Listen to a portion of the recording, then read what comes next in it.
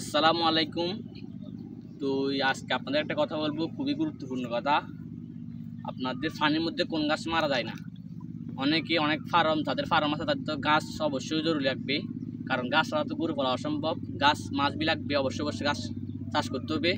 গাছ ছাড়া তো আপনি গরু পালতে পারবেন না, কোনো সময় গাছ ছাড়া আপনি গরু পালতে পারবেন না। তো এই গাছ আপনি অবশ্যই মাছ বি করতে হবে। তো অনেক জায়গা দেখা যায় একটু উঁচু জমি, ওই জমির মধ্যে আপনার বিভিন্ন ধরনের নেপিয়ার গাছ, পাকচন গাছ, অনেক ধরনের গাছ চাষ করা হয়। তো যাদের ডুবা অঞ্চল মানে একটু পানি থাকে, এই দেখেন আমাদের এদিকে প্রায় 1 হাঁটু পানি আছে। তো এখন একটু পানি টেনে গেছে, আমাদের বর্ষার সিজনে অনেক পানি থাকে, এখানে প্রায় এতটুকু পানি থাকে। তো আপনারা পানির মধ্যে কোন গাছ চাষ করবেন, আপনাদের এই দেখেন আমাদের এটা। তো আপনারা পানির মধ্যে কোন গাছ চাষ করবেন, তো আমাদের এদিকে একটু বর্ষা সিজনে একটু পানি বেশি থাকে, তো জন্য আমরা এই গাছটা চাষ করে থাকি। এই গাছ পানির মধ্যে মারা যায় না। এই গাছ যদি রুকেন, মানে যখন আপনি কাটিংটা যখন রুকবেন তখন এটা ফার্স্ট দিলে এটা 1-2 বছর এটা অনেক ঘন হয়ে যাবে।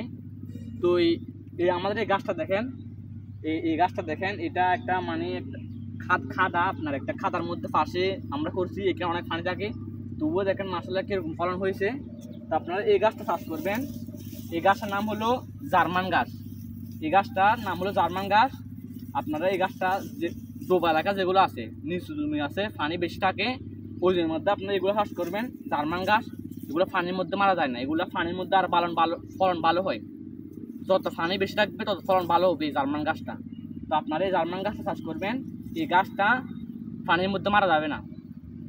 তো আমাদের দিকে একটু বর্ষা সিজনে একটু পানি বেশি থাকে, এই জন্য আমরা এই গাছ চাষ করে থাকি।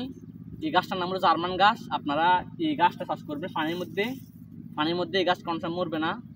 আর এগুলা যত পানি বেশি হবে তত ফলন ভালো হবে। এই গাছ আপনি চাষ করলে দেখেন, আমরা এই দেখেন এতটুকু পর্যন্ত আমরা কাটিং গেছি দেখেন। এখন এই গাছটা দেখেন দেখুন একদম ও দিকে চলে গেছে দেখেন। এটা যদি আপনি যদি রোগে একদম পুরো সরা যাবে, দিকে সরা যাবে। এই গাছটা মাশাআল্লাহ খুব ভালো ফলন হয়। আমাদের দিকে এই গাছের ফলন বেশি আছে, তো আমরা এই গাছ বেশি চাষ করে থাকি। তো আপনারা পানির মধ্যে এই গাছ চাষ করবেন, এই গাছ পানির মধ্যে মারা যায় না। তো আপনারা এই গাছটা চাষ করতে পারেন পানির মধ্যে। আপনাদের যদি নিচু জমি থাকে, পানি থাকে, ওই পানির মধ্যে আপনার এই গাছ চাষ করতে পারেন চাইলে। এই গাছটা পানির মধ্যে খুব মাশাআল্লাহ ভালো ফলন হয়।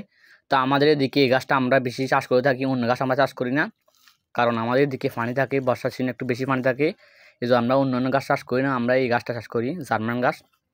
তো আপনাদের যদি ডুবা অঞ্চল থাকে, পানি থাকে, আপনারা পানির জমিতে এই গাছ চাষ করতে পারেন। তো আমাদের আজকের ভিডিও এই পর্যন্ত। সবাই ভালো থাকবেন, সুস্থ থাকবেন। আসসালামু আলাইকুম ওয়া রাহমাতুল্লাহি ওয়া বারাকাতুহু।